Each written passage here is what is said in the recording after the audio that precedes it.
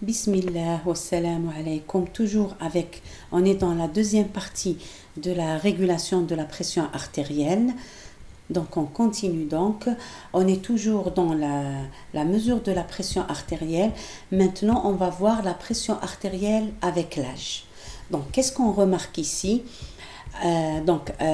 Après 50 ans à peu près, vers 60 ans, la pression systolique, on remarque qu'elle augmente. D'accord? Et la pression diastolique, elle diminue légèrement, pas vraiment. Donc, résultat, il y aura une augmentation de la différentielle à cause de cette augmentation apparente de la systolique et la légère diminution de la diastolique. Donc, qui est à l'origine de cette pression? Donc, le durcissement des artères. Avec l'âge, les artères ne sont plus souples, d'accord? Et donc, elles durcissent. C'est l'athérosclérose qui donne ce durcissement. Il n'y a plus cette élasticité, d'accord? Donc, il y a un bondissement. On dit qu'il y a un bondissement de la pression systolique, d'accord? Avec pression différentielle très augmentée. Donc, bondissement, elle est vraiment augmentée la pression systolique. Vous avez, si vous vous rappelez donc de l'effet Windkessel, on avait dit que après la systole, donc le reste du sang qui n'a pas traversé au début, au cours de la systole, c'est grâce à l'énergie restituée au sang de la paroi artérielle, elle va donc terminer l'écoulement. Donc chez le sujet âgé, donc il n'y a pas cette élasticité, donc il y aura du sang à la fois pendant la systole, donc il va créer une augmentation de la systole parce que l'artère ne peut pas s'étirer, donc la pression va augmenter à ce niveau. Donc c'est pour ça au cours de la systole, il y a cette augmentation de la pression et le maximum de sang va s'écouler. Et au cours de la diastole, il reste un peu de sang. Donc c'est pour ça que même la pression diastolique diminue parce que la quantité de sang qui reste maintenant au cours de la diastole a diminué parce que le maximum est passé donc au cours de la systole.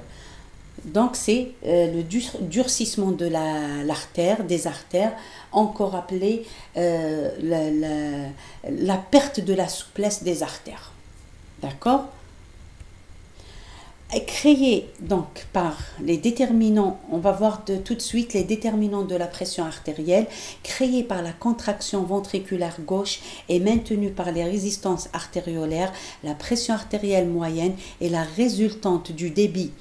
Donc du débit cardiaque, des résistances périphériques totales, c'est-à-dire pulmonaires et systémiques, d'accord? Toutes les résistances périphériques et de la volémie. La volémie sanguine varie peu dans les conditions physiologiques et par analogie avec un circuit électrique loi d'Ohm, donc vous rappelez le circuit électrique, donc on peut écrire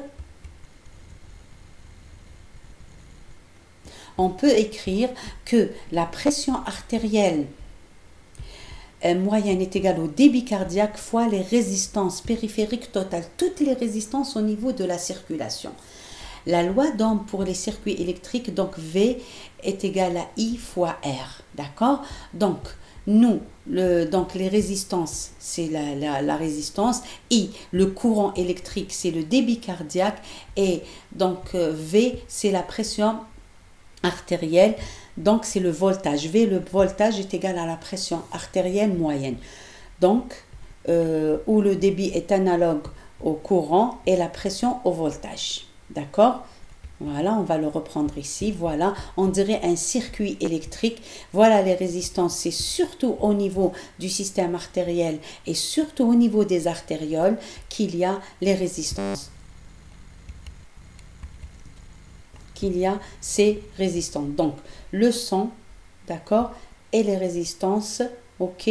Donc, la pression artérielle moyenne est égale donc au débit cardiaque fois les résistances.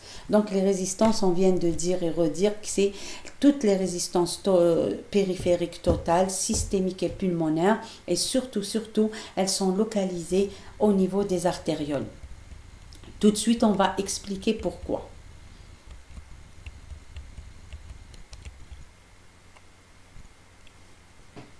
Donc, la pression artérielle moyenne est égale donc, au débit cardiaque fois les résistances totales, périphériques totales. Déjà, le débit cardiaque est égal au volume d'éjection systolique fois la fréquence cardiaque. Déjà, on a ça. Donc, le volume d'éjection systolique est égal au volume télédiastolique moins le volume télésystolique. D'accord? Le volume d'éjection systolique dépend de la précharge, c'est-à-dire du retour veineux et de la volémie. Vous êtes d'accord? Et de la post-charge, les résistances artérielles. Donc, ces deux phrases, c'est pour le volume d'éjection systolique. La fréquence cardiaque, donc le débit cardiaque, donc la pression artérielle moyenne, va dépendre du débit cardiaque et des résistances périphériques totales. Le débit cardiaque lui-même dépend du volume d'éjection systolique et de la fréquence cardiaque. La fréquence cardiaque dépend de l'activité du tissu nodal équilibré par les deux tonus, le cardio-accélérateur sympathique et le cardiomodérateur parasympathique. Donc, pour les résistances artérielles, donc selon Poiseuille, la résistance d'un vaisseau, R d'un vaisseau est proportionnelle à la viscosité sanguine et à la longueur du vaisseau, et inversement proportionnelle à son rayon. D'accord? La longueur du vaisseau est constante. La viscosité ne varie que dans certaines circonstances pathologiques en cas de polyglobulie. Donc, ce qui va être variable, c'est le rayon. Donc, la résistance va dépendre uniquement du rayon, donc du diamètre du vaisseau. Seul le calibre peut faire varier la pression. Sa variation est assurée par les artérioles essentiellement grâce à la musculature lisse très développée au niveau des artérioles. Donc, on a des fibres musculaires très riches au niveau des artérioles. C'est pour ça qu'elles peuvent augmenter ou diminuer leur diamètre. Donc, vasodilatation quand elles augmentent leur diamètre, vasoconstriction quand elles serrent sur leur diamètre. Donc pour diminuer le diamètre, c'est une vasoconstriction. On va tout de suite passer au mécanisme de régulation de la pression artérielle. Donc, la pression artérielle est la grandeur régulée du système cardiovasculaire. Au repos, la pression artérielle ne varie pas plus de 100 mm de mercure, autour de sa valeur normale. Très bien. Cette régulation étroite est le résultat de la superposition et de la complémentarité de différents systèmes qui interviennent sur le débit cardiaque, la vasomotricité et la volémie sanguine. D'accord? Donc, elle va dépendre du débit cardiaque, de la vasomotricité et de la volémie sanguine. Donc, premièrement, régulation à court terme. Donc, c'est la régulation nerveuse. Elle intervient en quelques secondes. Elle va mettre en jeu le baroréflexe. D'accord? Baro, c'est pression. Donc, les barreaux, quels sont les éléments qui vont constituer ce réflexe? D'abord, on a les baroréflexes qui se situent dans la paroi de la crosse aortique et des sinus carotidiens. On a les voies nerveuses afférentes, centripètes, c'est-à-dire des récepteurs vers le centre modulateur. D'accord? Donc, des récepteurs vers le centre afférente et centripètes de la périphérie vers le centre, représentés par les nerfs sino-carotidiens, encore appelé le nerf sinusal ou nerf de Hering, et aortique, aussi appelé nerf de Ludwig-Sillon, qui suivent respectivement les trajets des 9e et 10e paires crâniennes. Donc on a pour les barorécepteurs de la crosse aortique, c'est le nerf aortique, aussi appelé nerf de Ludwig-Sillon. Pour les sinus carotidiens, on a les nerfs sino-carotidiens, aussi appelés nerfs sinusal ou nerf de Hering. Donc, après les barorécepteurs, on est toujours dans notre réflexe, le baroréflexe. Donc, il comprend les barorécepteurs, les voies afférentes, d'accord. Maintenant, les centres nerveux régulateurs des variations de la pression artérielle, c'est les centres bulbaires d'intégration cardiovasculaire, centre cardiomodérateur parasympathique et centre cardio-accélérateur et centre vasomoteur sympathique, contrôlés par les structures bien sûr suprabulbaires. Toujours il y a un contrôle suprabulbaire.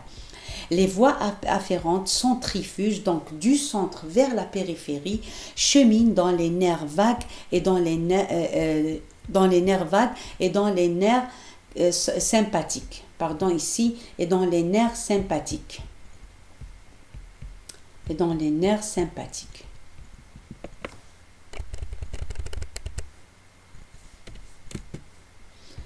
Donc, dans les nerfs sympathiques.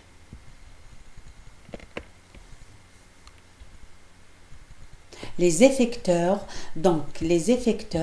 le 10, le vague agit sur le nœud sinusal en diminuant la fréquence cardiaque.